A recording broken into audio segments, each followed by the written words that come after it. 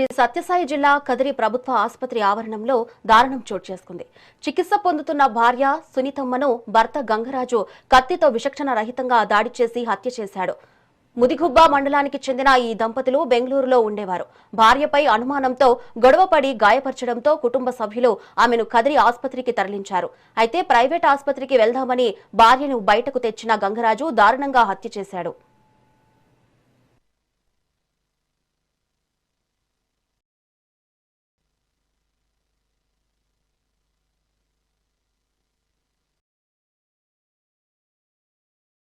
మద్దనగారిపల్లిలో వాడు ఒక ఆయమను పెట్టుకొని ఈ బాబు మీద అనుమానంతో రోజు కొడతా ఉంటే నిన్న గలాట్ అయిందంటే అందరం కలిసి హాస్పిటల్కి పంపించినాం. ఆ బాబు నీటికి గొంతు పిసికినాడు.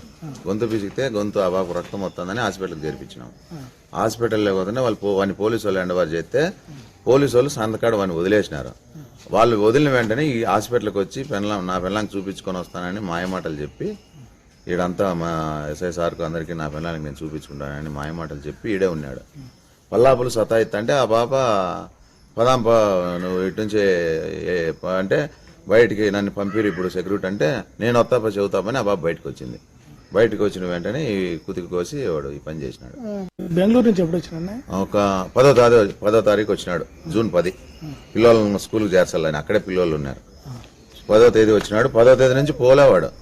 పోవడము, పొద్దున్నే పోవడము, సాయంత్రం రావడము, ఏదో ధర్మారం చేరుతానంటే ఇక్కడే ఏదో బతుక్కొనిలే ఆ పిల్లల్ని ఏడని ఇది చేసుకొని ఏంది రోజు ఇంతనని వాళ్ళ అత్త మాకు నేను కూడా చెప్పిన, ఏడన్నా బతుక్కొని వదిలేయండి, వాడిని ఈ పీర్ల పండుగ ఉంది, ఈ రోజంతా ఈ పని ఏదైనా మాట్లాడి పంపించేద్దాంలే నేను కూడా చెప్పిన.